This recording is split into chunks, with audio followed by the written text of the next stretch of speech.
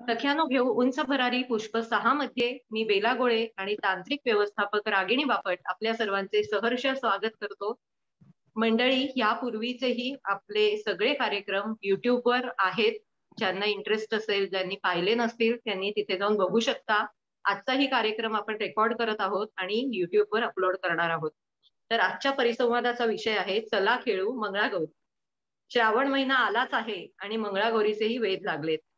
तर आधी श्रावणाचं वेलकम म्हणून आपण कुसुमाग्रजांची ही कविता नक्कीच ऐकूया. तांबूस कोमल पाऊल टाकीत भिजल्या मातीत श्रावण आला, मेघात लावित सोनेरी निशाणे आकाश वाटेने श्रावण आला. लपत छपत हिरव्या रानात केशर शिंपित श्रावण आला. इंद्रधनुष्याच्या बांधीत कमानी संध्येच्या गगनी श्रावण आला. हासरा नाचरा जरासा लाजरा सुंदर साजिरा श्रावण आला. कवी कुसुमाग्रजांनी इतकं कौतुक केलंय ना श्रावणाचं, आणि आहेच श्रावण तसा सगळ्यांच्या आवडीचा. कारण श्रावणामध्ये भरपूर सण असतात वेगळे वेगळे आणि एक रंगीत महिना म्हणून सगळ्यांचंच त्याच्यावर प्रेम आहे. तर आपल्याकडे आज सखी ग्रुपच्या मंगळागौरीचे खेळ करणाऱ्या 2 सख्या गप्पा मारण्यासाठी आल्या आहेत.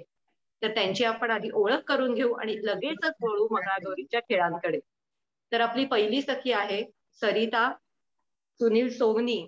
ऍक्च्युली मला अजून एक गोष्ट इथे वैशिष्ट्याने सांगावीशी वाटते की हा जो मंगळागौरीचा खेळ आहे हा एक छंद म्हणून प्रत्येक महिलेसाठी लहानपणापासूनच आवडीचा असतो. पण या छंदाचं रूपांतर लोककल्याणासाठी करणे ही एक वेगळीच संकल्पना आहे, जी हे सखी ग्रुपच्या 22 सख्या ही संकल्पना राबवत आहेत आणि त्यासाठी त्यांचं खरंच कौतुक आहे. त्यामुळे आजचा एपिसोड त्या दृष्टीने अतिशय वैशिष्ट्यपूर्ण ठरणार आहे. तर वळूया आपण सरिता सुनील सोनी हिच्याकडे. सरिता ही गोरेगावची आहे. तिने BSc विथ फिजिक्स केलं आहे. गणित हा तिचा अत्यंत आवडीचा विषय. मोठ्या मोठ्या ट्युशन क्लासेसमध्ये ज्या मुलांना ऍडमिशन घेणं शक्य नसतं अशा मुलांना ती ट्युशन देते. नंतर गोरेगावामध्ये सन्मित्र हायस्कूलमध्ये तिने स्पोकन क्लासेस घेतले आहेत. अभि गोरेगावकर शाळेमध्ये नाईट स्कूलमध्ये तिने गणित हा विषय शिकवला आहे.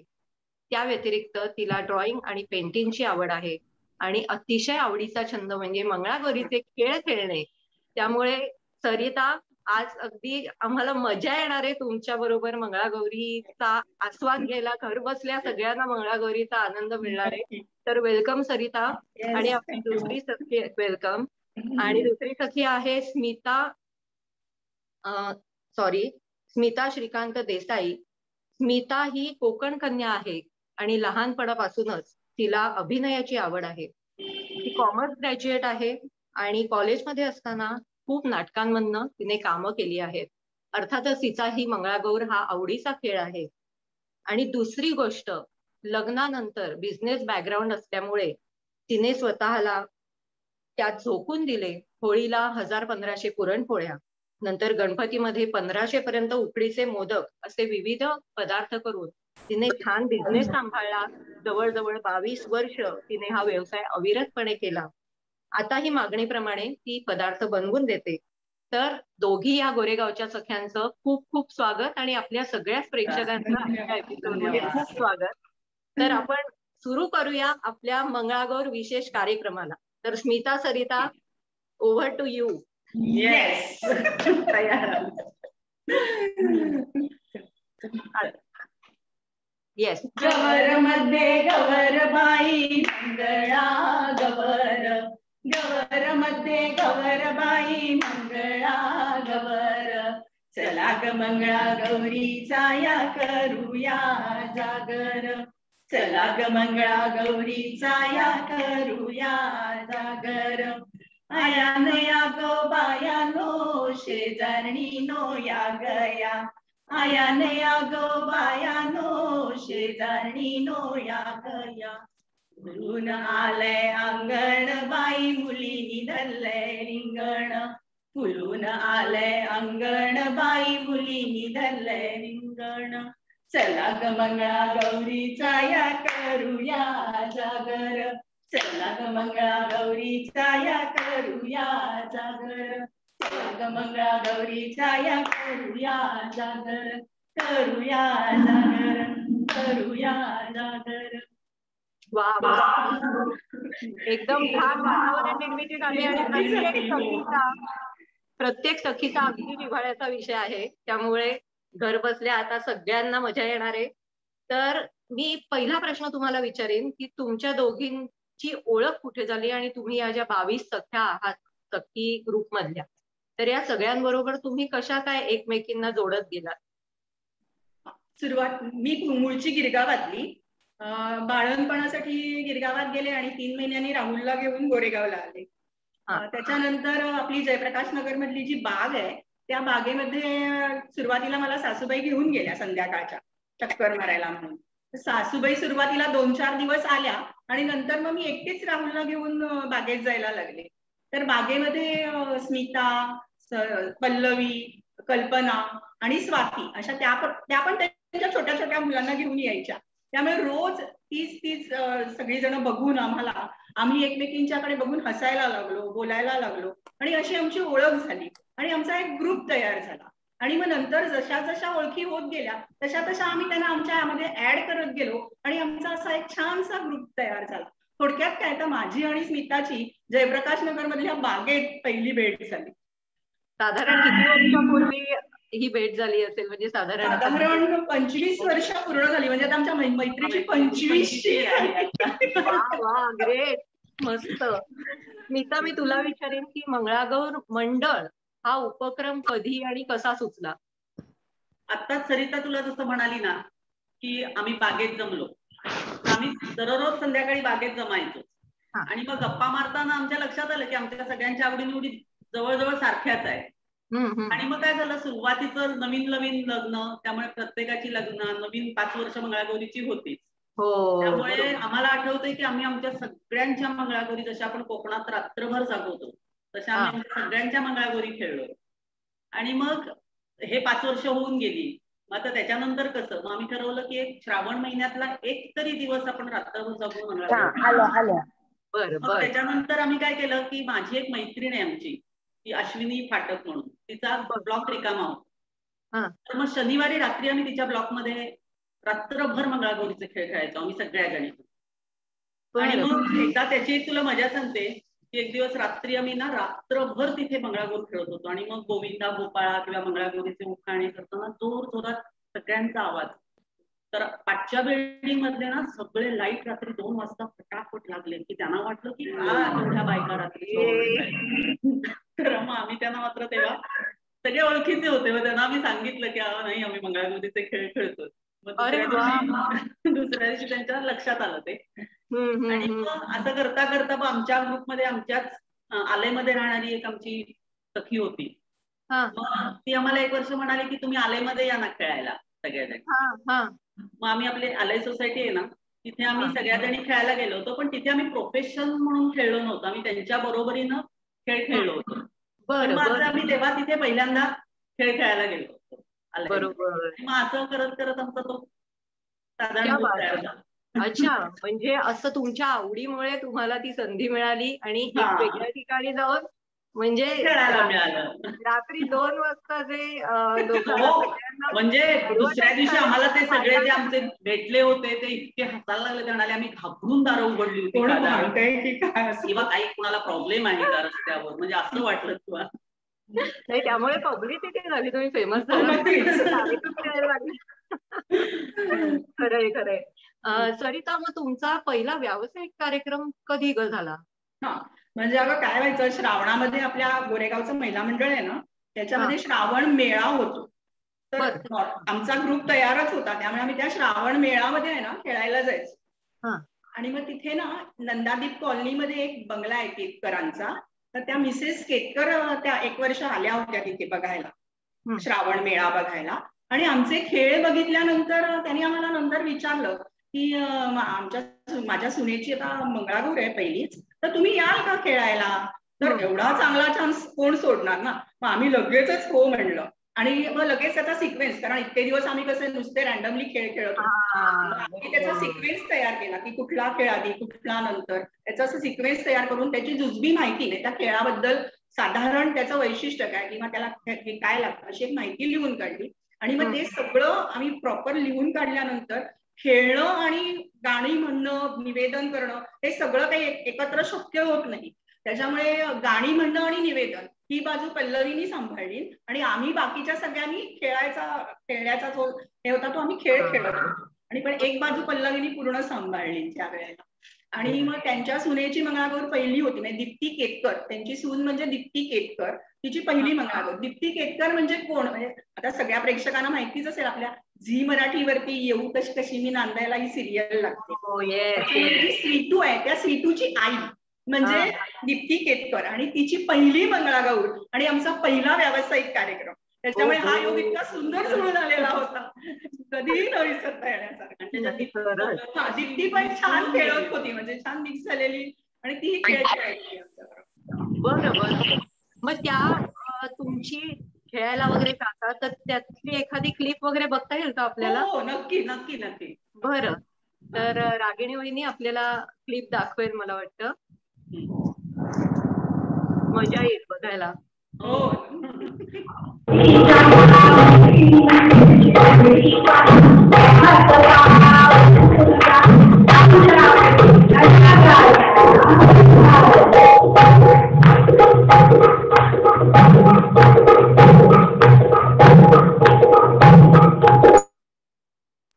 वा, मस्त, एकदम दणक्यात आणि सगळे ट्रॅडिशनल वेअर मध्ये खूप छान वाटतात बघायला.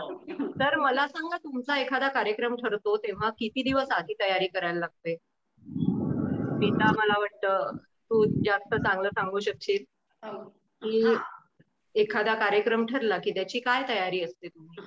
पण त्याच्या आधी मी तुला एक सांगू का, आमच्या सख्या आम्ही कशा निवडतो ते तुला मी आधी सांगते. चालेल. आणि मग त्याच्या नंतरचा येते मी तुला.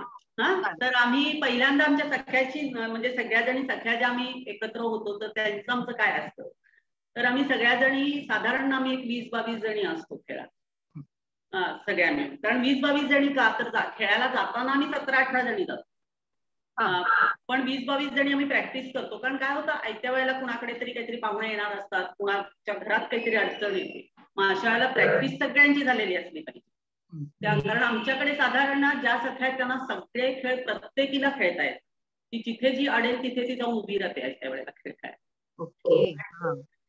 निकष असा फार मोठा काही नाहीये खेळायचा. तर आमचं काय आहे की आम्ही जे मानधन घेतो त्यातले आम्ही 10% बाजूला ठेवून बाकीचे सगळी जी आमची रक्कम असते ती आम्ही कुठेतरी डोनेट करतो. मग एखादी संस्था असेल, एखादा गरीब विद्यार्थी शिकणारा असेल किंवा एखादा पेशंट असेल तर त्याच्यासाठी द्यायचं. आणि ह्या गोष्टीसाठीच आम्ही आमचे मंगळागौरीचे खेळतो, म्हणजे आमचा मुख्य हेतू हा आहे. आणि हे ज्याला मान्य असेल या सखीला, तिनंच आमच्या मंगळागौरीच्या खेळात आम्ही घेतो. कारण आमच्या मंगळागौरीच्या खेळात साधारण 25 वर्षापासून 60 वर्षापर्यंतच्या सगळ्या सख्या आहेत. आणि त्या खूप हौशी आहेत, कारण ज्याला एकतर हौस आणि हे आमचं जे आहे मानधनाचं किंवा प्रत्येकीनं आपला जो काही खर्च असेल स्वतःचा तो स्वतः करायचा, म्हणजे ड्रेपरी, दागिने, त्याला म्हणजे आपल्या ह्याच्यातनं काही मिळत नाही, त्यांना स्पॉन्सर वगैरे असं काही नाही. आम्ही केवळ आपण म्हणजे काहीतरी आपल्या हातून सेवा घडावी, ती या निमित्ताने आमचंही मनोरंजन होतं आणि आमच्या हातून काहीतरी केलं जातं. हो हो, म्हणजे तुम्ही तुमच्या कलेचा उपयोग हा समाज ह्याच्यासाठी, कल्याणासाठी करताय, ही गोष्ट खूपच उल्लेखनीय. मला ते विशेष वाटलं. आमच्या सख्या म्हणजे आत्ताचा जो आमचा ग्रुप आहे त्या आमच्या ज्या सख्या आहेत त्या केवळ ह्या एका गोष्टीसाठी आनंदाने आमचा सगळा ग्रुप खेळतो. कोणाचीही त्याच्याबद्दल एका कणाचीही तक्रार नसते. सगळ्यांसाठी क्लॅप, ऍक्च्युअली सगळ्यांचं अभिनंदन आहे त्यासाठी.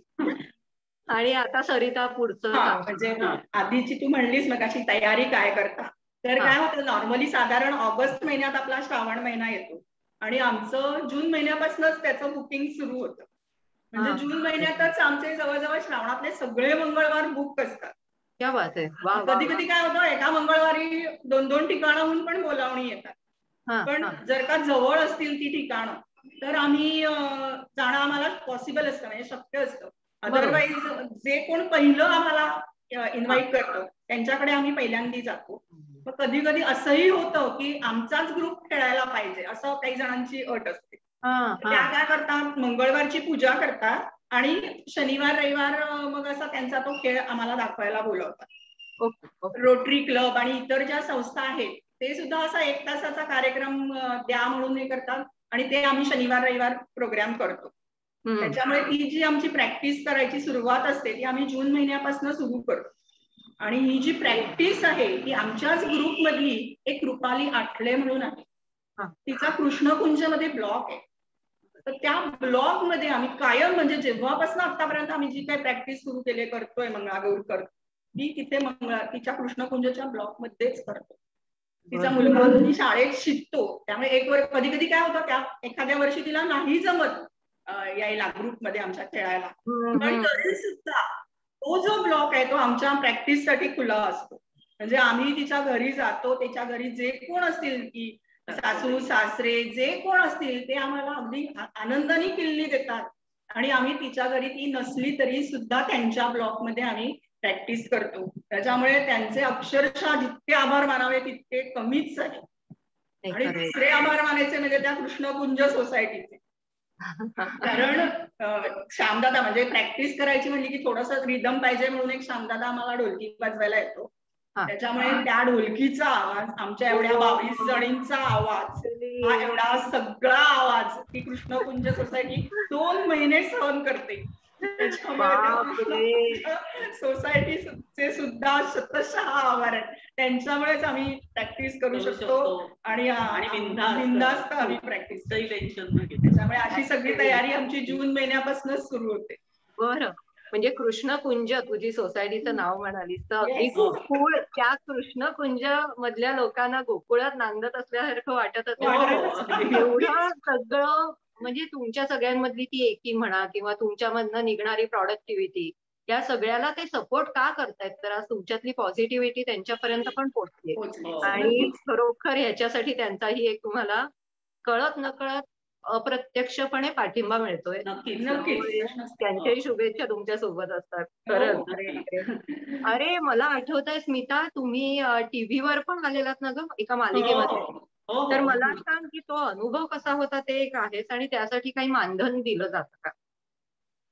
तुला सांगू बेला, तो जो अनुभव होता ना तो म्हणजे काही आमच्यासाठी तो दिवसच वेगळा होता. कारण आम्हाला त्यांचा फोन आल्यानंतर आम्ही असे निम्मेवरती उडालो होतो, कारण इतकी मोठी त्यावेळेची गाजलेली मालिका, एका लग्नाची दुसरी गोष्ट, आणि त्या मालिकेमध्ये आम्हाला राधाची मंगळागौर करायला मिळणं असं म्हटल्यानंतर म्हणजे काय म्हणजे तसंच झालं होतं. आणि आम्हाला हा जो योग आला होता ते आमच्याच ग्रुप मधली स्मिता चवडकर म्हणून आहे, तर तिच्या ओळखीने आम्हाला ते मिळालं होतं तिथे जायला. आणि तो अनुभव म्हणजे खूपच छान होता. एक तर काय की त्या सिरियल मध्ये जे सगळी जण होते मोठे कलाकार, उदाहरणार्थ मुक्ता बर्वे, त्याच्यानंतर रेखा आजी, सगळ्यात रेखा कामत, त्या तर म्हणजे आमच्या आजीसारख्याच आम्हाला वाटत होते तिथे. त्याच्यानंतर बाकी पण सगळेच खूप मोठे कलाकार होते, कारण त्यांच्याबरोबर आम्हाला एक दिवसभर त्यांच्या सानिध्यात राहायला मिळालं. कारण आम्ही सगळ्याजणी सकाळी जवळजवळ 8:30-9 वाजता आवरून साकीनाक्याला तो त्यांचा स्टुडिओ होता तिथे गेलो होतो, आणि आमचं संध्याकाळी 5ला शूटिंग चालू झालं. संध्याकाळी 5 वाजल्यापासून साधारण 8-9 वाजले शूटिंग होईपर्यंत. पण त्यांनी आमची दिवसभर सगळी खाण्यापिण्याची, नाश्ता चहा पाणी सगळी सोय त्यांनी आमची छान केली होती. आणि दुसरे तुला आवर्जून सांगायचं म्हणजे स्वतः श्रीरंग गोडबोलेंनी आम्हाला इतकं समजावून सांगितलं होतं की तुम्हाला तिथून लाईट कसा येईल, तुम्ही मग कसं नाचायचं, कॅमेरा कसा येईल, तुम्ही कशा दिसाल कॅमेरा. त्यामुळे आम्हाला इतकंच ते म्हणजे तिथे गेल्यावर नंतर आमचं दडपण निघून गेलं होतं. आणि आम्हाला त्या कार्यक्रमाचं मानधनही व्यवस्थित दिलं होतं त्यांनी.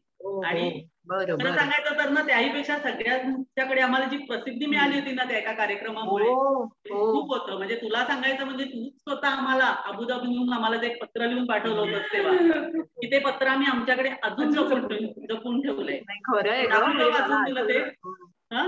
चालेल ना, तुला कदाचित आठवत पण नसेल तू काय लिहिलंयस.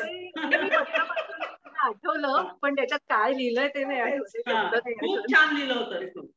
दाखवते वाचून. विशेष अभिनंदन. 7, 8 आणि 9 ऑगस्ट 2012 संध्याकाळी 8:30 ची वेळ. एका लग्नाची दुसरी गोष्ट मध्ये होते मंगळागौरीचे खेळ आणि त्यातच अचानक पेशवाई थाटातील लावण्यवती अवतरल्या आमच्या अबुधाबीच्या घरात. अनपेक्षित आनंद देणारा तो अविस्मरणीय क्षण ठसला आमच्या मनात. सरिता आणि स्मिता नगरातील स्वयंप्रकाशित तारका प्रत्यक्ष दिसल्या टीव्हीवर. तुमच्या विलक्षण आत्मविश्वासासह नृत्य आणि अभिनय कौशल्यही होते सहज सुंदर. झी मराठीवरील सर्वात लोकप्रिय मालिकेतील हा उल्लेखनीय सहभाग मराठी रंगभूमीवरील सुप्रसिद्ध अभिनेत्री सोबतचा अनुभव नक्कीच असेल का. नगरातील प्रत्येक सणांना पाहिले तुम्हा दोघींना आनंदी आणि उत्साही. जयप्रकाश नगर प्रकाशमय झाले तुमच्या अलौकिक यशापायी. मनपूर्वक अभिनंदन आणि लक्ष शुभेच्छा तुमच्या भावी वाटचालीसाठी. आतुरतेने वाट पाहतो प्रत्यक्ष भेटीसाठी. धन्यवाद. आपले स्नेहांकित हिमांशू बेला ध्रुव आणि तपस्या गोळे याकडून. आणि तू त्याच्यावर हे दिसत असेल तर तू त्याचं एक मोठं हे करून पण पाठवलं होतं. मालिकेत यायचं पोस्टर. मस्त लिहिली कविता. अरे थँक्यू. म्हणजे मला एवढं आठवत नव्हतं व्यवस्थित, पण मस्त छान वाटलं. आणि आता आपण एक क्लिप बघूया का आपली परत एकदा. कसा योग आहे बघ ना. योगायोग म्हणजे तिकडनं पत्र पाठवलं तेव्हा माहिती होतं की तू खरंच योगायोग आहे. खूपच छान. चालेल क्लिप बघूया आपण एक. चालेल.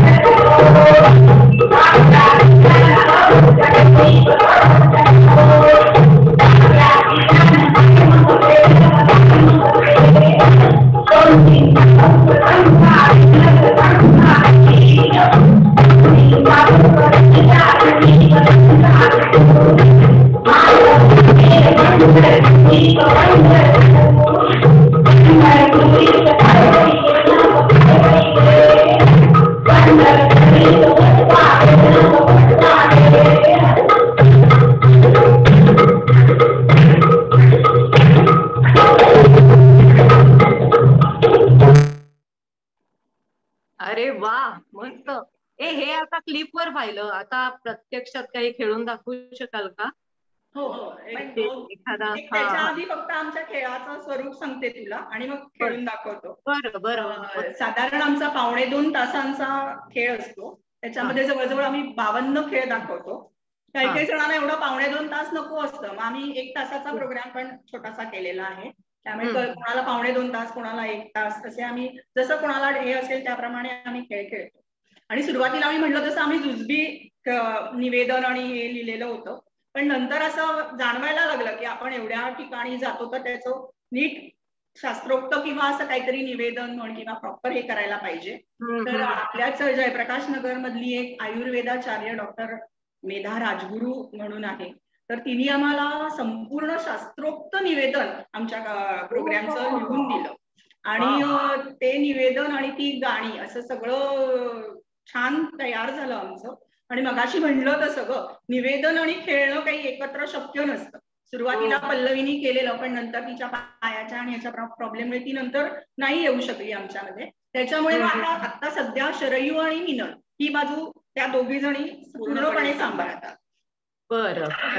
त्यामुळे ही बाजू पहिले 2 वर्ष मेधा राजगुरूंनी स्वतः निवेदन केलं ऍक्च्युली, पण ती व्यवसायानेच डॉक्टर असल्यामुळे ते संध्याकाळचे खेळ आणि तिचं पिणी हे सगळं काही ते सांगड जमेना.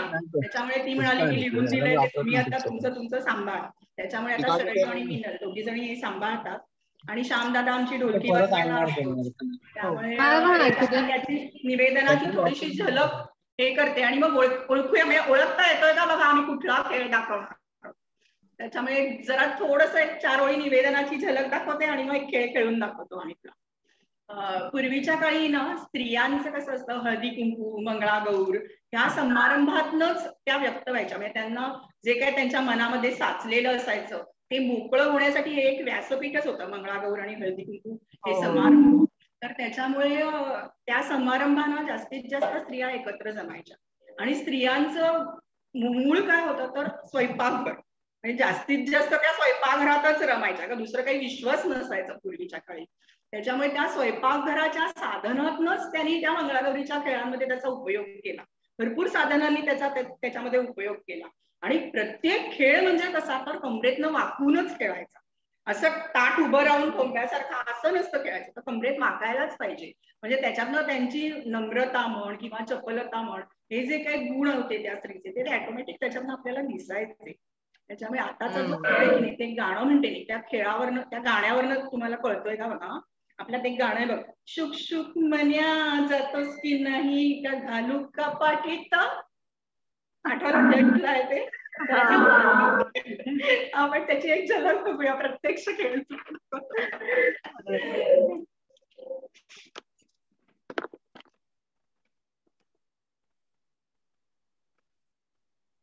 थोडा कॅमेरा मागे घेता येईल का थोडासा? हो. लाट्याबाई लाट्या चंदनी लाट्या मामानी दिल्या मला सारंगी पेट्या, सुबाई सू साजणी सू बेलाच्या झाडाखाली महादेवा तू, कृष्ण गुजरी राधा गुजरी गळ्यातला हार माझा सात पदरी, काय करू माय गळ्यातला हार माझा गेला की काय.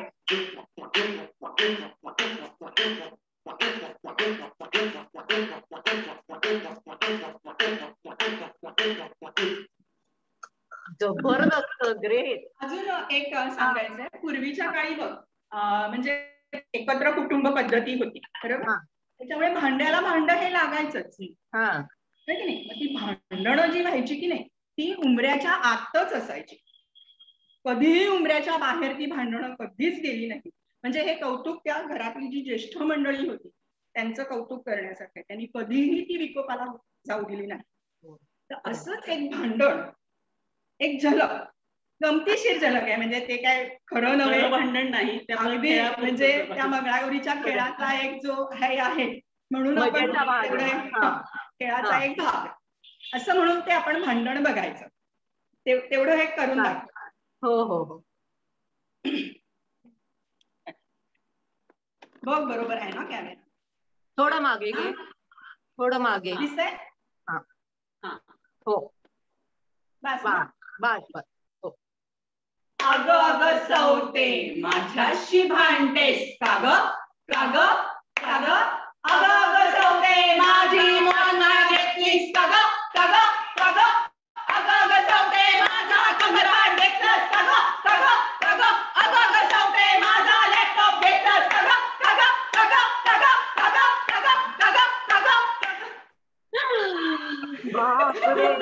सगळ्या प्रकारचे मूड त्याच्या सगळेच रस असतात. घर म्हटलं संसार म्हटलं की सगळे रस येतात त्याच्यामध्ये. आणि तू म्हणालीस की पूर्वीच्या काळी बायकांचं कशी सिस्टीम होती की त्यावेळेला घरामध्ये चूल आणि मूल हे त्यांचं क्षेत्र असायचं.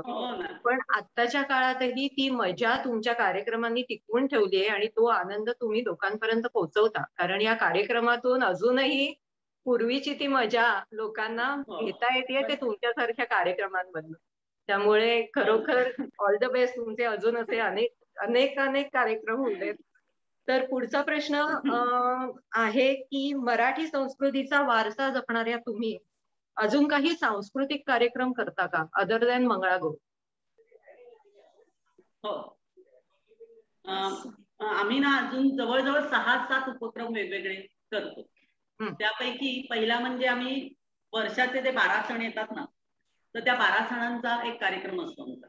अरे वा. म्हणजे पाडव्यापासून होळीपर्यंत दर महिन्याला येणारे सण, तो एक कार्यक्रम असतो. म्हणजे तुला आठवत असेल की बेला तू पण होतीस त्या कार्यक्रमात, एकदा पण केला होता.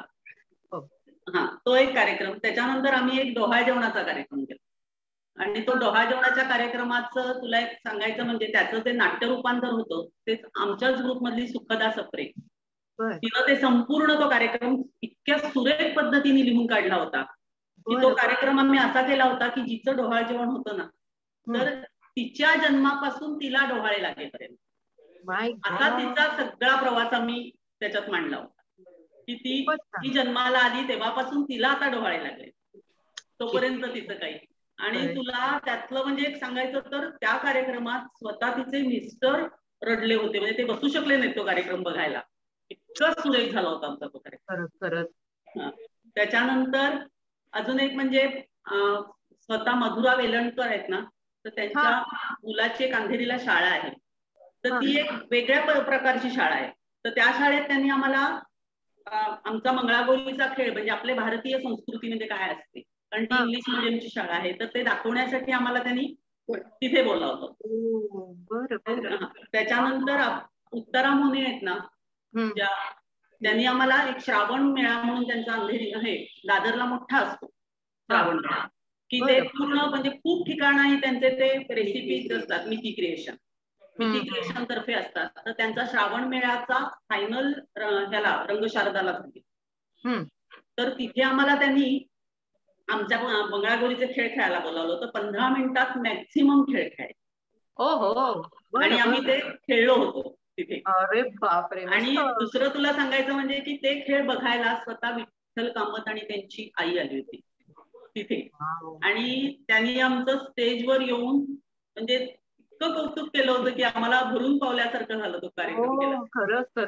आणि अजूनही मोठे मोठे म्हणजे आले होते मोठे मोठे लोक, पण एक आवर्जून सांगायचं म्हणजे आणि अजून एक म्हणजे आपल्या पूर्ण ब्रह्म जे हॉटेलची चेन आहे ना, त्याच्या ज्या जयंती कठाळे म्हणून आहेत, तर त्या इथे येणार होत्या मुंबईत. तर तेव्हा उत्तरा मुनींनी आणि त्यांचं काय आहे की त्यांच्या त्या हॉटेलचं नऊवारी साड्या नेसून हे त्यांच्या हॉटेलचं महत्व आहे की सगळ्या त्यांनी नऊवारी साड्या नेसलेल्या असतात. तर त्याच्यासाठी आम्हाला स्वतः उत्तरा मुनींनी त्यांना रिसीव्ह करण्यासाठी तिथे बोलावलं होतं आणि आमचा सगळा ग्रुप तिथे गेला होता आणि तो एक आम्हाला एक वेगळा अनुभव होता. असे वेगवेगळे गोष्ट. आणि आपल्या जी गोरेगावला शोभायात्रा असते त्याच्यात तर आमचा सगळा सहभाग कायम असतोच सगळ्यांचा. अरे वा. ते शोभायात्रेकडे मी येणारच आहे. सरिता मला सांग, शोभायात्रेची तुमची पूर्वतयारी वगैरे कशी असते ग? एवढं मोठं कार्य आहे. खूपच.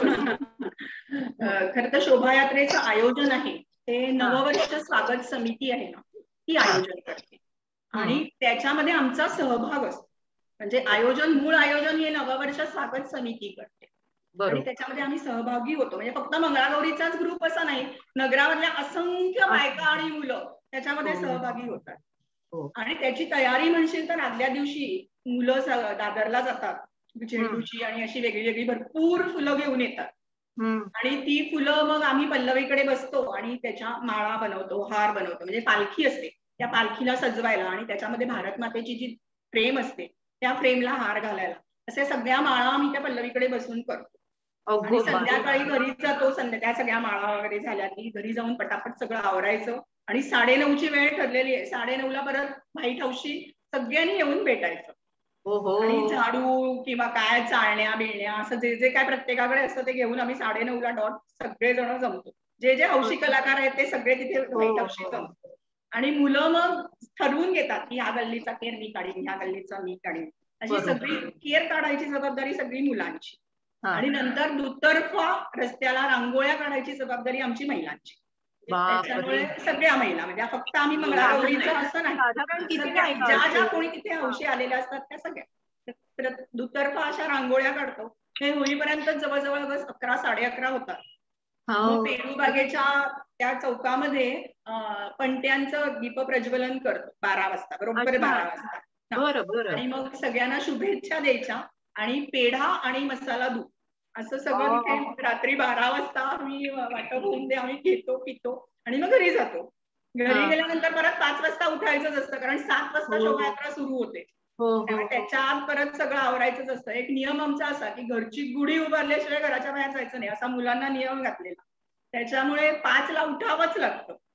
आणि काही काही ज्या मुली पथकांमध्ये सहभागी झालेल्या असतात त्यांना नऊवारी साड्या नेसायच्या असतात. त्या मुली पल्लवीकडे, स्मिताकडे, रसिकाकडे अशा सकाळीच जातात नेसायला साड्या.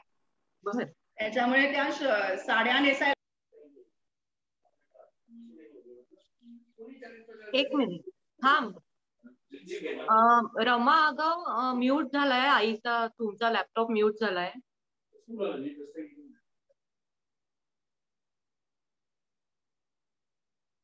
बहुतेक म्यूट फॉर ऑल केलं असेल तर मग तुम्ही म्यूट झाला असेल. हा बोला. झालं.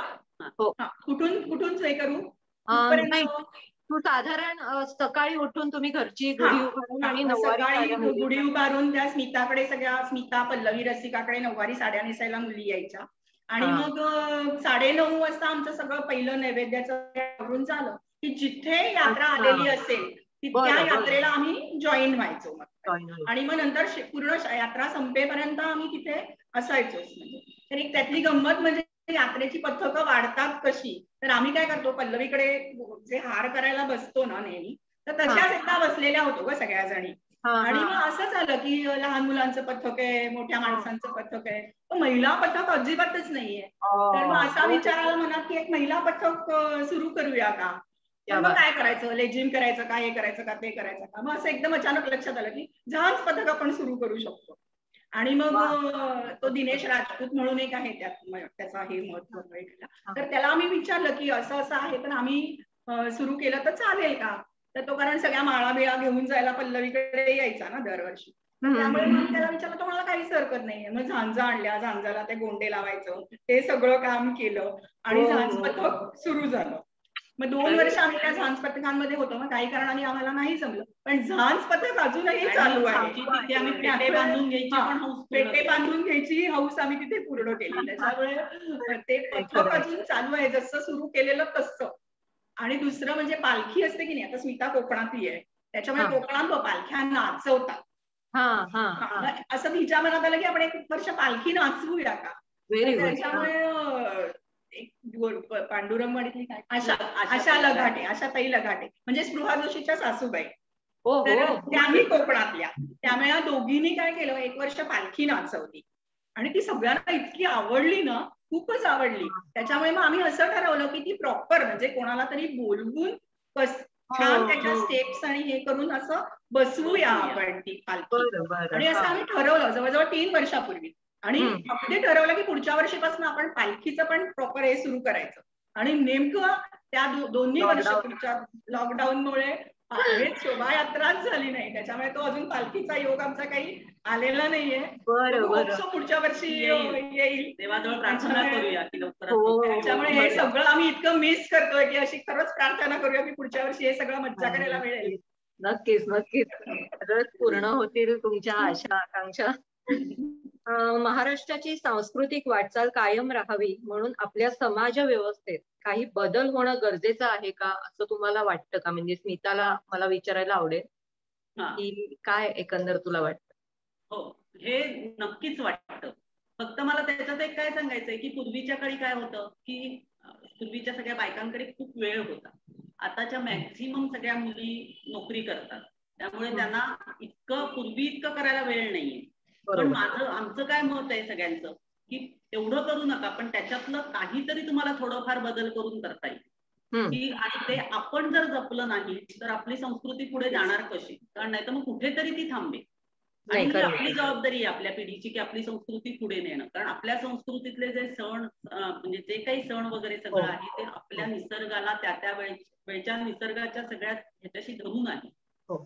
कारण आताची तू आपली मंगळागौरच एक धरणं, की मंगळागौर म्हणजे काय असतं की तो एक प्रकारचा आपल्या शरीराला व्यायाम आहे की आपण मजेत तो व्यायाम करतो, त्याच्यासाठी मुद्दामून जाऊन करत नाही. कारण जून जुलैमध्ये पूर्वीच्या काळी कसं व्हायचं की बाहेरचे शेतीत पूर्वीच्या बायका ती कामं करायची सगळी बाहेर, आणि ती त्यांची ह्या पिरियड मध्ये नसायची त्यांची. त्यामुळे मग हा एक तो त्यांना व्यायाम असायचा. किंवा मुलींची लग्न लवकर व्हायची, मग ते एकत्र जमून त्या निमित्ताने माहेरी जाणं व्हायचं त्यांचं. पण आता हे शक्य नाही, आता हे सगळंच बदललंय. पण तरी सुद्धा आमचं काय म्हणणं आहे की आपण आता कसं आम्हाला काही ठिकाणी अनुभव येतो की त्यांना मंगळवारी आपला वर्किंग डे असतो, त्याच्यामुळे काही बायका काय करतात मुली की मंगळवारी फक्त पूजा करून घेतात आणि शनिवारी सगळ्यांना बोलावतात. हा पण तोडगा काही चुकीचा नाहीये ना श्रावणातल्या शनिवारी. त्याच्यानंतर आपण आता श्रावणात काही ज्योतीची सवाष्ण असते तर शुक्रवारी साधारण सगळ्या जणी शुक्रवारी घालतात, पण मग नाही जमलं तर शुक्रवारच्या ऐवजी रविवारी घालतात. मग कुठेतरी त्यांनी एक मध्य गाठून काहीतरी चालू ठेवावं की जेणेकरून पुढच्या पिढीला ते समजेल की ह्याचं काय महत्व आहे आणि का करावं. की अजिबात सोडून देण्यापेक्षा मध्य गाठून पूर्वी इतकं जमणारच नाही, म्हणजे शक्यच नाहीये करणं, पण काहीतरी चालू ठेवावं असं आमचं नक्की मत आहे. नाही, खूपच त्याच्यासाठी सुवर्ण मध्य गाठता येईल आणि शक्य असेल तर हे पुढे चालूही राहील. तुम्ही त्यासाठी तुमचं कार्य मला खरोखरच उल्लेखनीय वाटतं या बाबतीत, की तुम्ही मॉडर्नही आहात आणि म्हणजे असं या पुढच्या पिढीला तुमच्याकडे बघून वाटेल की नाही शक्य आहे, आपणही हे पुढे करू शकतो. म्हणजे ही शक्यता तुमच्याकडनं त्यांना पास होते. म्हणजे जिथे नऊवारी पाहिजे तिथे नऊवारी आणि जिथे जीन्स पाहिजे ते पण घातली जाते. त्यामुळे कुठेही आपण मागासलेले राहणार नाही होत. म्हणजे त्यांना असंही वाटत नाही अरे काय हे सगळं जुनं काहीतरी आहे असं पण वाटत नाही. त्यामुळे तो मोठा नाही मोठी गोष्ट आहे. आणि मला आपण एखादी क्लिप हो चालेल. आणि दुसरं एक सांगायचं म्हणजे हे जे मंगळागौरीचे खेळ आहेत ना बेला, ते साधारण जर आपण शांतपणे विचार केला तर जिम मध्ये जाऊन जे आपण जिमचे प्रकार करतो त्याच्याशी खूपसे मिळते जुळते आहे. खरंय नाही ऍब्सोल्युटली फिटनेस राहतो. मंगळागौरीच्या खेळांची तुमची ती 2 महिन्याची आता आम्हाला जाणवते ना 2 वर्ष आम्ही खेळलो नाहीयेत. हो ना. नाही त्याचं काय म्हणजे ते आहे नक्की. तर आता आपण बघूया ना मंगळागौरीकडे वळूया आणि एक क्लिप बघूया.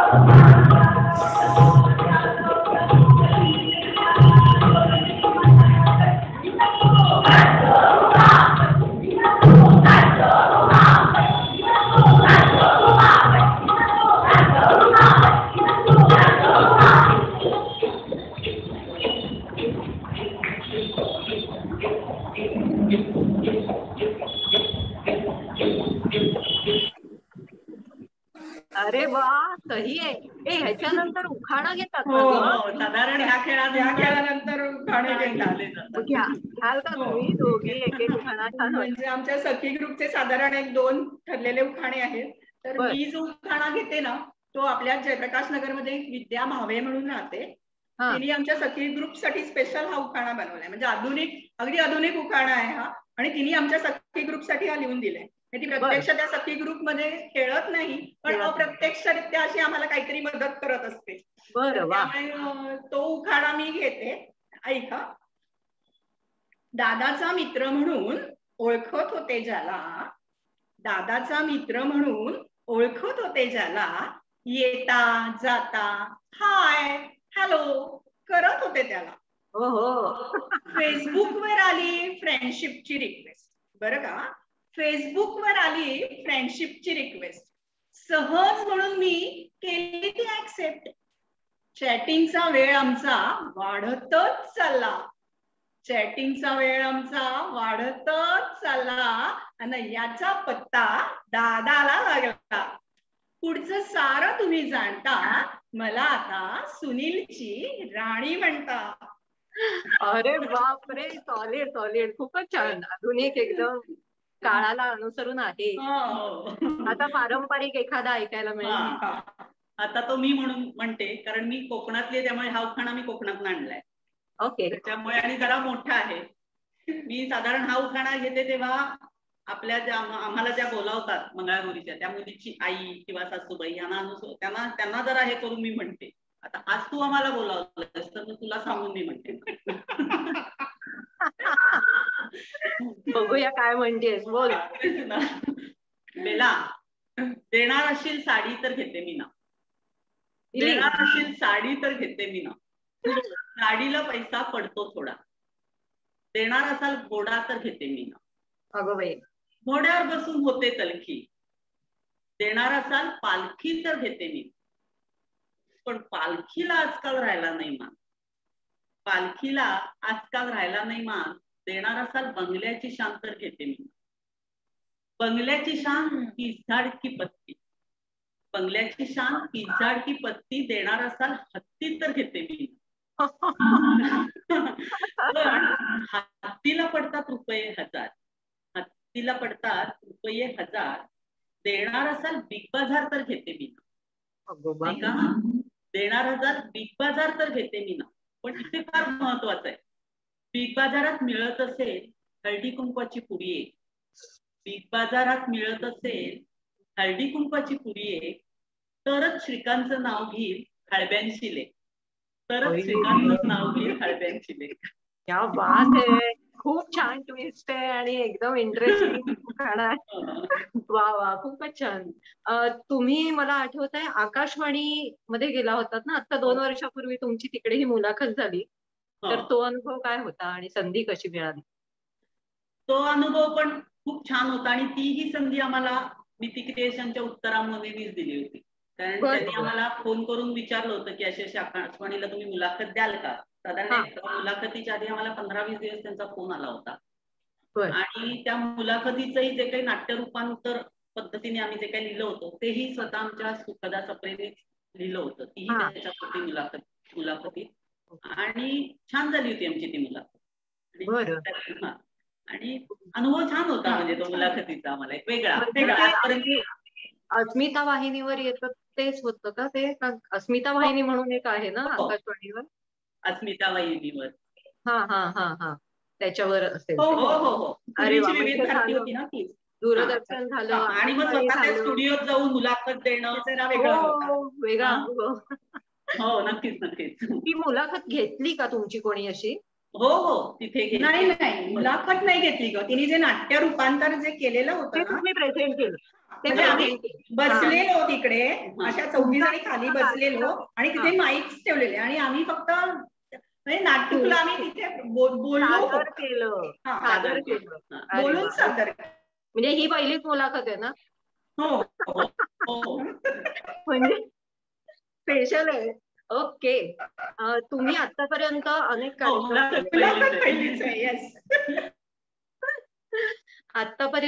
कार्यक्रम खूप केलेत, तर त्याच्यामध्ये उल्लेखनीय असे काही प्रसंग सांगण्यासाठी पॉज झाली असती.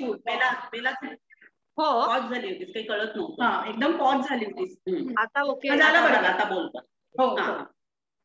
सरिताला मी विचारेन की आतापर्यंत तुम्ही खूप कार्यक्रम केले आहेत, तर त्या दरम्यान काही उल्लेखनीय असे प्रसंग सांगता येतील का? म्हणजे असं काही म्हणजे उल्लेखनीय असे भरपूर आहेत, पण त्यातले 3 प्रसंग मी नक्की सांगेन, कारण ते खरोखरच अगदी खूपच छान आहे. बरं. तर एकदा आमच्याच ग्रुप मधली प्रणाली देवभक्त म्हणून आहे, तिच्या माहेरी बडोद्याला जायचा योग आला होता आणि तिथे आम्हाला मंगळागौर खेळायला बोलवलेलं. तर तिथे आम्ही गेलो ना, तर गेल्यानंतर असं त्यांचा बंगला आहे छोटासा, तर त्या बंगल्याच्या वरनं त्यांनी अशी आमच्या अंगावरती सगळी अशी पुष्पवृष्टी केली. क्या बात आहे. प्रत्येकीच्या अगदी दूध पाण्याने पाय धुतले, औक्षण केलं आणि मग आम्हाला सगळ्यांना घरात घेतलं. त्याच्यामुळे ते खूप असं काहीतरी वेगळंच वाटलं. म्हणजे फिलिंग होतं. नाही, खरं आहे ग. आणि दुसरं म्हणजे MP ला आपलं हरदा म्हणून एक गाव आहे, म्हणून एक जण आहे, तर त्यांनी असेच आम्हाला मंगळागौरीच्या ओळखीतनंच एकांनी त्यांच्या माहेरी, त्यांचं ते माहेर, तर त्या माहेरी आम्हाला भुसकुट्यांनी आम्हाला बोलवलेलं आणि आम्ही सगळ्याजणी ट्रेननी गेलो तिथे आणि तिथे त्या ट्रेनमधनं आम्ही उतरल्यापासनं आम्हाला 2 गाड्या बुक होत्या आमच्यासाठी. त्या भुसकुट्यांनीच आम्हाला पाठवलेल्या होत्या त्या 2 गाड्या आणि त्या ट्रेनमध्ये आम्ही उतरल्यानंतर त्या ज्या गाड्या आमच्या बरोबर होत्या त्या परत आम्हाला ट्रेनमध्ये जाताना सोडणेपर्यंत आमच्या बरोबर होत्या. आणि आम्हाला अख्खं हरदा गाव 2 दिवसात फिरवलं आणि मोठं मिळते खूपच तिकडचे हरद्याचे बडे हे आहेत. म्हणजे एक जुना पूर्ण आधुनिक बंगला आहे आणि एक अगदी जुना म्हणजे वाडा म्हणतो ना आपण, 16 त्यांचे असे मोठे हॉलच आहे. म्हणजे इतका तो मोठा त्यांचा वाडा होता. त्यामुळे आमची जी सोय केली ती त्यांनी आधुनिक जो त्यांचा बंगला होता सगळ्यांची त्यांनी राहायची सोय केली आणि असं मोठं अंगण होतं. तर त्या अंगणामध्ये आम्हाला आमच्या पायाला खेळताना दगड म्हण किंवा असं काही लागू नये म्हणून पूर्ण अंगण भर त्यांनी हिरवं लॉन असतं बघ ते हिरवं कार्पेट, त्यांनी त्या अंगण भर कार्पेट घातलेलं होतं. आणि त्या हरद्या गावात इतकी पब्लिसिटी म्हणजे त्या आमच्या कार्यक्रमाची ही केलेली पॅम्पलेट्स वाटून, त्याच्यामुळे गावातली खूप लोक कार्यक्रम बघायला आलेले. अगं म्हणजे असं काहीतरी वेगळंच वाटत होतं आम्हाला तिकडे हे केल्यावरती. सेलिब्रिटी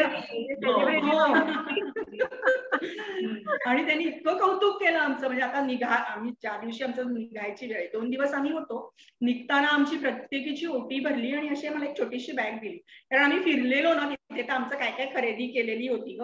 आम्हाला प्रश्नच पडलेला की आम्ही खरेदी करूया, आम्हाला डोक्यात पण नव्हतं. तर त्या खरेदी केलेली ठेवायची कुठे असं आमचा सगळ्या प्रत्येकीच्या डोक्यात विचार चाललेला. आणि नंतर त्याने अशी छोटीशी बॅग दिली. म्हटलं वा, अगदी आमच्या मनातलं ओळखल्यासारखं. माहेरपणच झालं तुमचं, म्हणजे माहेर पण झालं. अगदी म्हणजे आणखीन सगळ्यात हाईट म्हणजे निघायच्या वेळेला आमची संध्याकाळची ट्रेन होती ग. आम्ही संध्याकाळी ट्रेन मध्ये बसणार होतो आणि दुसऱ्या दिवशी सकाळी आम्ही पोहोचणार होतो मुंबईला. तर रात्रीचा मग जेवणाचा प्रश्न होता, तर त्यांनी प्रत्येकीला आम्हाला असं कंटेनर दिलेले, पोळी भाजी आणि दही भात असं काढून प्रत्येकीच्या नावाचे वेगळे कंटेनर होते. म्हणजे खरोखर माहेरी गेल्यानंतर जसं आपण निघताना जसं आपलं कौतुक होतं किंवा आपल्याला हे होतं ना, तसं अगदी सेम आम्हाला त्यावेळेला आठवतं. एमपीचं कल्चर नाही, ऍक्च्युली एमपीचं कल्चर मी ऐकलं होतं, त्याचा तुम्हाला तो अनुभव आला. खरंच आम्ही प्रत्यक्ष घेतला. आणि तिसरा अनुभव होता इतका असा म्हणजे अंगारा काटाच येणारा होता. म्हणजे वसईला एक श्रद्धानंद वृद्धाश्रम आहे, महिला वृद्धाश्रम आहे. तर आमच्याच ग्रुप मधली अनिता पाटील म्हणून आहे, तिच्या ओळखीने आम्हाला तिथे जायचा योग आला. मग अशी स्मिता म्हणली बघ की आम्ही जे मानधन घेतो ते आम्ही डोनेट करतो. तर त्या वर्षी काय झालं, आम्ही डोनेट तर केलंच, पण एक वेगळा काहीतरी विचार आला की आपण काहीतरी वेगळं करू शकतो का डोनेशनच्या स्वरूपात. तर त्या अनिता पाटीलनी आम्हाला विचारलं की त्या श्रद्धानंद असं वृद्धाश्रम आहे आणि तो फक्त महिलांचा आहे, तर तिथे आपण जाऊन आपले मंगळागौरीचे खेळ खेळूया का. तर सगळ्यांनी म्हणजे असं एखादीने एक विचार हे केला आणि तो जर का पटण्यासारखा असेल ना तर सगळ्या जणी धरून ठेवतात, असं कोणी त्याच्यात खुसपट काढत बसत नाही. त्याच्यामुळे आम्ही सगळ्या जणी एक मोठी गाडी आमची 12 सीटर 13 सीटर केली आणि आम्ही सगळ्या म्हणजे मंगळागौरीचे जे काय आमचे मानधन आलेलं असतं त्याच्यातनंच आम्ही ती गाडी करून तिकडे गेलो.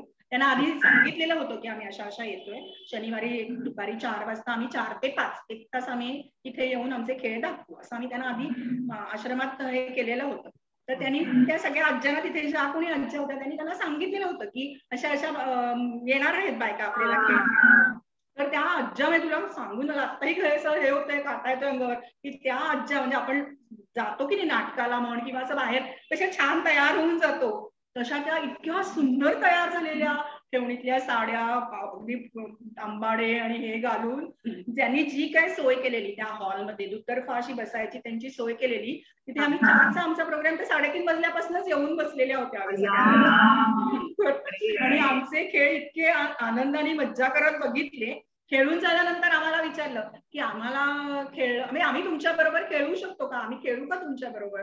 तर आम्ही म्हणलं खेळा की, म्हणजे आम्ही आणि मग त्या ज्यांना शक्य आहे त्या आज्यांना त्या आमच्या बरोबर खेळल्या आणि खेळून झाल्यानंतर पहिला तुला सांगते अक्षरशः त्यांच्या डोळ्यात पाणी आलं की त्यावेळेला आम्हाला आमच्या लहानपणीच परत तुम्ही गेल्यासारखं, म्हणजे अगदी खरोखर. आणि मग त्याच्यानंतर जे काय नाश्ता आणि चहा होता तो पण खर्च आम्ही आमच्या मंगळागौरीच्या मानधनातून केला. त्यामुळे हा एक प्रसंग खरोखर अगदी म्हणजे कायमचा लक्षात राहण्यासारखा आहे. म्हणजे दुसऱ्याला आपण आत्मिक समाधान देणं आणि ते आपल्यासाठी पण तितकंच महत्वाचं असतं ऍक्च्युली ना. त्यामुळे हे तुम्ही म्हणजे पैशापेक्षाही उपरचं आहे, त्याच्याही वरचं आनंद आणि समाधान असतं. त्यामुळे खरंच तुमचं छान, म्हणजे हे सगळं ऐकून ना आम्हाला सुद्धा खूप इन्स्पिरेशन मिळत आहे आणि बऱ्याच जणी त्यातनं अजून काही विचार करून आपण काय करू शकतो समाजासाठी हा विचार करू शकतात. त्यामुळे आता मी ऍक्च्युली ऑडियन्स मध्ये सांगेन की कोणाला काही प्रश्न असतील तर चॅटबॉक्स मध्ये तुम्ही टाईप करून ठेवा, आपण ते नंतर घेऊया. आणि मी आता शेवटचा प्रश्न तुम्हाला विचारते की आतापर्यंत एवढे छान छान तुमचे अनुभव ऐकले, कार्यक्रम उल्लेखनीय, खूपच चांगले तुम्ही कंडक्ट करताय, तर भावी तुमच्या योजना काही आहेत का आणि आजच्या पिढीसाठी तुम्ही काय संदेश द्या? नक्कीच आमच्या ना भावी योजना आहेत. कारण काय झालंय तुला मी सांगते, आता आमचा जो ग्रुप आहे तो साधारणतः एक 50 पर्यंत आलेला आहे. काही एक 2-4 जणी सोडल्या तर, म्हणजे अजून एक 2-4 वर्षात हळूहळू किती नाही म्हटलं तरी आपली कपॅसिटी कमी होते खेळायची. त्यामुळे आमचं असं सगळ्यांचं मत आहे की आम्ही आता एक नवीन ग्रुप तयार करू आणि त्याच्यासाठी आम्ही शिबिर घेणार आहोत खेळाचं. अरे वा, बरं बरं की बरं. आम्ही एक शिबिर एक शनिवार रविवार मध्ये घेऊन त्यांना आम्ही खेळ शिकवणार. आमचे जे काय असतील ज्यांची हौस असेल, ज्यांना इच्छा असेल, त्यामुळे नॉमिनल मानधन घेऊन आम्ही ते शिबिर घेऊन ते खेळ शिकवणार आणि मग त्यांनी त्यांचा ग्रुप म्हणजे आपल्या सख्या घेऊन त्यांच्या असा सगळा ग्रुप त्यांनी वेगळा केला तरी चालेल किंवा आमचाच ग्रुप पुढे नेला तरी म्हणजे ही कन्सेप्ट घेऊन नेला तर ते अजून जास्ती आवडेल. पण ते प्रत्येकावर अवलंबून त्यांची सगळ्यांची जशी मतं असतील तशी आमचा ही परंपरा पुढे चालू त्याच्यातला फॅक्टर आहे. बरोबर. आणि ते तुम्ही मदत करणार आहात ते. हो, कारण काय आहे की किती वर्ष शेवटी आम्ही खेळणार ना, काहीतरी लिमिट येणारच ना त्याला. किती मनातनं जरी वाटत असलं तरी शारीरिक आपलं हे मिळायला पाहिजे ना त्याला. आणि पुढच्या पिढीकडे जायला म्हणजे तुम्ही तर आमचा आणि जास्त महत्वाचा भाग आहे. आणि दुसरी गोष्ट म्हणजे अजून एक आम्हाला अशी आमची इच्छा आहे की आपल्याकडची जी अनाथ आश्रम आहे त्या अनाथ आश्रमातल्या ज्या मुली आहेत, कारण काय असतं की आपल्या लहानपणी आपण असं शेजाऱ्याची कुणाची मंगळागौर, मावशीची, आत्याची, म्हणजे अशी आपल्या घरातली किंवा आपल्या मावशीकडनं आत्यांकडनं आपण शिकतो, आपसूक शिकलं जातं. त्यांना कोण शिकवणार मंगळागौरीचे खेळ? तर आमची अशी इच्छा आहे की असे कुठले जर अनाथ आश्रम असतील तर तिथल्या मुलींना जाऊन आम्ही मंगळागौरीचे खेळ शिकू. आणि आमची ती म्हणजे खरोखर मनापासूनची इच्छा आहे की त्यांना मंगळागौरीचे खेळ शिकवायचे आणि त्याच्यासाठी आम्ही 1 रुपयाही मानधन घेणार. आम्ही स्वतः जाऊन त्यांना शिकवणार आणि म्हणजे ती खरोखरची इच्छा आहे. कारण त्याही ज्या मुली आहेत 10-12 वर्षाच्या, त्यांनाही वाटत असेल ना बघून की आपल्यालाही यायला पाहिजे, आपण खेळलं पाहिजे, तर त्यांना शिकवणार. या वयामध्ये नवीन नवीन गोष्टी आवाज बघू थोडा. ठीक आहे, बोलतो. येतो. बोल. म्हणजे हे आम्हाला शिकवायचंय, म्हणजे ही आमची इच्छा आहे. आणि जर ह्याच्यासाठी कोणी माहितगार किंवा कुणाला माहिती असेल त्यांनी आम्हाला सुचवलं एखादा अनाथ आश्रम तर आम्ही तिथे जाऊ शिकवायला.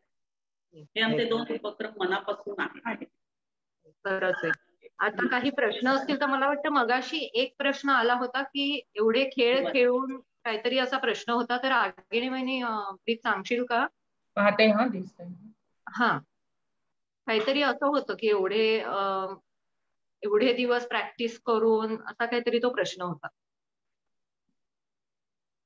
आणि कोणाला विचारायचे असतील तरी विचारू शकता. इथे आता एक प्रश्न आलाय की मंगळागौरीच्या पारंपरिक खेळातून रागिणी वहिनी सांगेल आपल्याला, म्हणजे मग चॅट बॉक्स मधले प्रश्न. आधीचा प्रश्न नाहीये कुठे.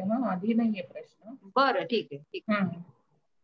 आता एक मंगळागौरीच्या पारंपरिक खेळातून सामाजिक बांधिलकी जपण्याचा अत्यंत स्तुत्य उपक्रम आपण राबवताय. आपल्या इतक्या वर्षांच्या अनुभवात किंवा ह्या पुढे कुठल्याही NGO साठी किंवा सोशल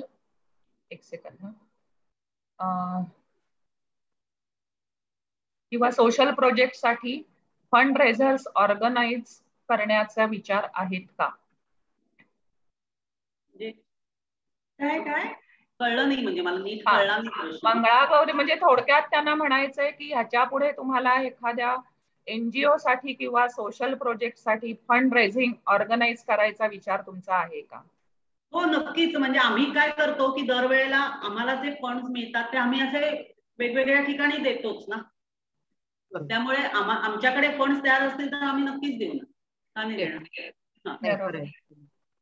100% देणार.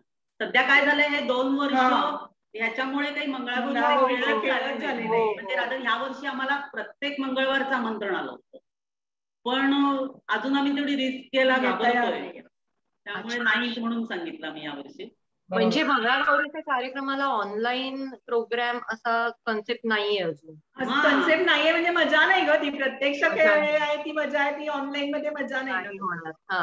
बरोबर. आपण एकीकडे खेळायचो, प्रेक्षक एकीकडे, त्याला काय म्हणजे. आणखी एक प्रश्न आहे. खूप प्रॅक्टिस करून सुद्धा खेळताना चुकले तर कसे सावरून घेता, एखादा अनुभव काही आहे का? हो आहे ना खूपदा. कारण भरपूर असतील. काय होतं की झिम्मा खेळत असतो आम्ही आणि त्याचं कुठेतरी एखाद्या वेळेला एखाद्या सखीचं म्हणजे चुकतं काहीतरी, मग ते आम्ही पटकन दुसरी कोणीतरी तिला ती टाळी बिळी सांगून सावरून घेतो की जे प्रेक्षकांना कळत नाही, आमचं आम्हाला कळतं की काय चुकलंय. असं खूपदा होतं. म्हणजे जे ग्रुपनी खेळ खेळायचे असतात त्याच्यात आपल्यात आमचं चुकतं काहीतरी. बरोबर, शेवटी माणूसच आहे ना.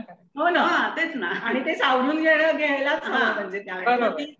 आणि सगळ्यात महत्वाचं काय आहे की सगळे खेळ आमच्या सगळ्या सख्यांना येतात, त्यामुळे मग तिथे अडत नाही की हा खेळ मला येत नाही मी कसं सावरून घेऊ, किंवा एखाद्या वेळेला एखादी सखी खेळता खेळता कशात तरी अडकून पण मग ती पडली तर तिच्या जागी लगेच दुसरी उभी राहते आणि बरोबर. इथे तुम्ही खूप दिवस केलेली प्रॅक्टिस उपयोगी आहे. हो खरंय. नाही, खूपच छान. म्हणजे तुमच्यामुळे आम्हाला बरीच माहिती, म्हणजे समाजविषयक सुद्धा माहिती मिळाली, सांस्कृतिक माहिती आणि अनमोल विचारही त्याच्यातनं आम्हाला ऐकायला मिळाले. तर खरंच मी कार्यक्रमाच्या शेवटी असं म्हणेन की दक्ष, निरपेक्ष, सुजाण नागरिक आणि औदार्य या सद्गुणांचा सुवर्ण संगम म्हणजे सखी हा ग्रुप आहे. समाजाविषयक जागरूकता ठेवून निस्वार्थी सेवाभावाचे उत्तम उदाहरण आहे. तर अशा जबाबदार आणि संवेदनशील सख्यांसाठी मला नक्कीच एक म्हणावंसं वाटतंय की ती आहे म्हणून सारे विश्व आहे, ती आहे म्हणून माणुसकी आहे, ती आहे म्हणून सुंदर नाती आहेत, आणि केवळ ती आहे म्हणून आजचा कार्यक्रमही आहे, कारण आपला सध्या विशेष कार्यक्रम असतो.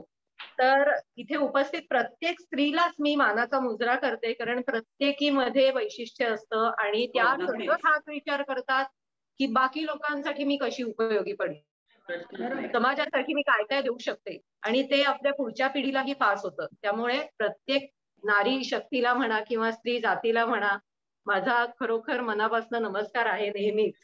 तर आजच्या कार्यक्रमाची सांगता आपण मंगळागौरीच्या आरतीने करूया. आणि युट्यूब वर पण अवेलेबल आहेत ना सगळे कार्यक्रम? त्याच्या आधी मी ते सांगणार होते की हा कार्यक्रम पण युट्यूबवर आपला जाणार आहे. आपलं रेकॉर्डिंग होतं प्रत्येक पुष्पाचं, आणि ह्याच्या आधीचेही कार्यक्रम तुम्हाला युट्यूबवर बघायला मिळतील. तर सगळ्यांनी पुन्हा एकदा पुढच्या कार्यक्रमात या, कारण मी विशेष सांगतेय 15 ऑगस्टचं आपलं पुष्प 7वं आहे आणि त्याच्यामध्ये आपल्याकडे आर्मी ऑफिसर्स म्हणजे एक कॅप्टन तनुजा कबरे म्हणून येणार आहे आणि एक मेजर गिरिजा मोहोळकर. तर ह्या दोघी आर्मी मधल्या सख्या आपल्याकडे येणार आहेत. आवर्जून तुम्ही, मी लिंक पाठवीन तुम्हाला, मॅक्झिमम लोकांना शेअर करा, आणि आपल्याला त्यांच्यासाठी एक गौरवाची बाब असल्यामुळे मॅक्झिमम सपोर्ट त्यांना देणं हे आपलं कर्तव्य आहे. त्यामुळे नक्की भेटू पुढच्या पुष्पात. आणि आता मंगळागौरीच्या आरतीने आपण सांगता करूया. करू सुरू? हो, कर. मागू शाश्वत सौभाग्या प्रति गौरीला, मागू शाश्वत सौभाग्या प्रति गौरीला, उजळू पंचारती तिजला, मागू शाश्वत सौभाग्या प्रति गौरीला, षोडश प्रतीची पत्री आणू, खाजा करंजा जिलब्या ताजा, नैवेद्या प्रति मागू, मागू शाश्वत सौभाग्या प्रति गौरीला, उजळू पंचारती तिजला, मागू शाश्वत सौभाग्या प्रति गौरीला, जमू सगळ्या जणी एक स्थळी, सात्विक वृत्ती आणून चित्ती, सात्विक वृत्ती आणून चित्ती, आसन सित परी मागू, मागू शाश्वत सौभाग्या प्रति गौरीला, मागू शाश्वत सौभाग्या प्रति गौरीला. छान. सगळ्यांना मंगळागौरीच्या आशीर्वाद मिळालेलेच आहेत देवीकडून, आणि श्रावण महिना चातुर्मास सगळ्यांचा सुखा समाधानाचा जाऊ दे. नक्की तुम्हाला सुद्धा. आणि एंड करूया. सगळ्यांना शुभेच्छा आणि आम्ही आमची छान मुलाखत घेतल्याबद्दल आम्ही धन्यवाद. आभारी. धन्यवाद. सगळ्या प्रेक्षकांना पण धन्यवाद. आणि सगळ्यांनी नेहमीप्रमाणेच सांगते, आनंदी राहा आणि उंच भरारीची स्वप्न बघत राहा आणि उंच भरारी घ्या. पुन्हा भेटू पुढच्या पुष्पामध्ये 15 ऑगस्टला संध्याकाळी 6 वाजता. धन्यवाद. Okay, bye. बाय.